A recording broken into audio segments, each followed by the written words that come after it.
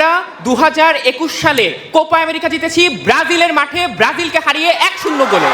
আমরা 2022-এর world cup জিতেছি, final সীমা জিতেছি এবং 2024-এর আরেকটি কোপা আমেরিকা জিতেছি।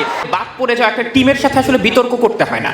তো সুতরাং আজকে যখন থেকে আমি ছোট বাচ্চা তখন থেকে আমি শুনছি যে ব্রাজিল নাকি হেক্সা মিশন জিতবে।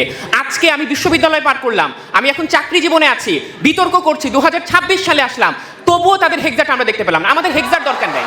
যেই দল মাঠে ভালো খেলেছে সেই দলের ইতিহাসে 5টা স্টার না 3টা স্টার সেটা আসলে গুরুত্বপূর্ণ ভূমিকা পালন করে না।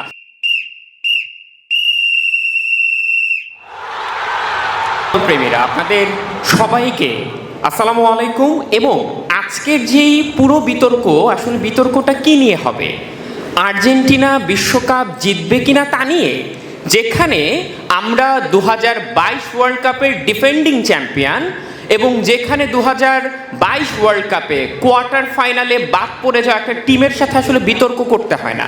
তো সুতরাং আজকে যারা কিনা আজকে ব্রাজিলের যারা সমর্থকরা আছেন, অডিয়েন্সে যারা আছেন, তাদের জন্য একটু সমবেদনা, কিন্তু আমার সামনে যারা বসে আছেন তাদের জন্য আসলে একটু রিকোয়েস্ট থাকবে যে আপনারা কষ্ট পাবেন না। তার কারণ হচ্ছে আপনাদের আসলে আজকের বিতর্কে আপনারা হারলে আপনাদের জন্য কষ্ট যতখানি, তার চাইতে বড় কষ্ট হচ্ছে যারা কিনা ব্রাজিলের সমর্থনটা দিচ্ছে। ব্রাজিলের পারফরমেন্স আসলে বর্তমান স্কোয়াড অনুযায়ী এত বাজে অবস্থায় যে আসলে ব্রাজিলের পারফরমেন্সটা আসলে মূল দায়ী।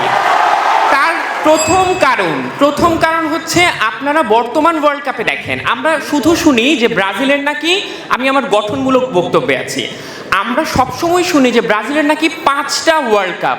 আরে ভাই, 2002 সালের পরবর্তীতে আপনারা এমন কোনো বড় কোনো কাপ জিতেছেন কিনা? 2002 সালের সেই ওয়ার্ল্ড কাপ বা 2002 সালের সেই কাপটা এখন মাঠে নেমে এসে খেলবেন আপনি 2026-এ এসে। তাহলে আপনাকে দেখতে হবে যে 2026-এর প্রথম ম্যাচ ব্রাজিল ভার্সেস মরক্কো কি করেছে? 1-1 ড্র করেছে।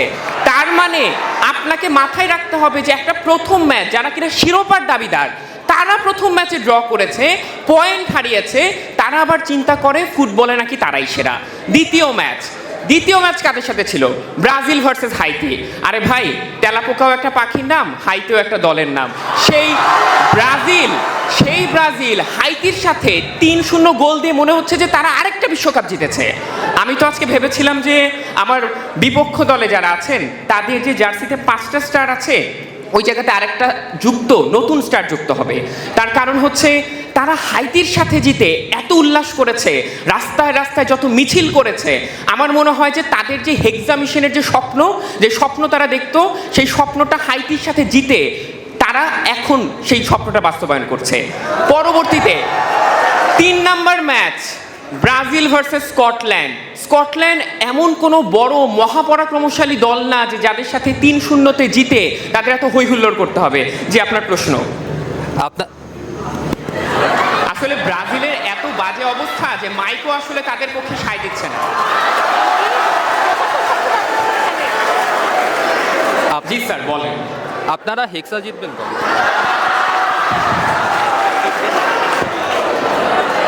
আপনি প্রশ্নটি করুন, আমরা শুনতে পাবো। আমরা আসলে ছোট দল ভেবে কারো মতামত নিব না, ব্যাপারটা এরকম না। আমরা সবার মতামতকে সম্মান দিব। আপনারা হেক্সা জিতবেন কবে? আরে ভাই, হেক্সা নিয়ে তো আমাদের স্বপ্ন নাই।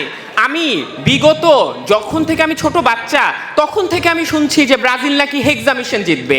আজকে আমি বিশ্ববিদ্যালয় পার করলাম, আমি এখন চাকরি জীবনে আছি, বিতর্ক করছি, 2026 সালে আসলাম, তবুও তাদের হেক্সাটা আমরা দেখতে পেলাম না। আমাদের হেক্সার দরকার নাই, আমাদের হেক্সার দরকার নাই। আমরা 2021 সালে কোপা আমেরিকা জিতেছি ব্রাজিলের মাঠে ব্রাজিলকে হারিয়ে 1-0 গোলে। আমরা 2022-এর ওয়ার্ল্ড কাপ জিতেছি, ফিনাল সীমা জিতেছি এবং 2024-এর আরেকটি কোপা আমেরিকা জিতেছি। আমি আসলে একটু সন্দেহ পোষণ করছি যে আমাকে এত বিতর্ক করার পরেও আমাদের স্পিকার মহোদয়কে আসলে ব্রাজিল সাপোর্ট করেন কিনা। তার কারণ হচ্ছে আসলে বিতর্কের মাঠ আর ফুটবলের মাঠ, আমি শেষ করে দিচ্ছি এক বক্তব্যে। বিতর্কের মাঠ আর ফুটবলের মাঠ তো আসলে এক না। যেই দল সবচাইতে বেশি ধারাবাহিকভাবে খেলেছে, যেই দল মাঠে ভালো খেলেছে, সেই দলের ইতিহাসে 5টা স্টার না 3টা স্টার, সেটা আসলে গুরুত্বপূর্ণ ভূমিকা পালন করে না। বরং এই ওয়ার্ল্ড কাপে আর্জেন্টিনা জিতবে এটা পয়েন্ট অফ অর্ডার। জি কি বসেন বসেন, আপনার সময় শেষ হয়েছে, আপনি বসেন। জি ধন্যবাদ। মার্কেটিং সেক্রেটারি করে দেবো। আচ্ছা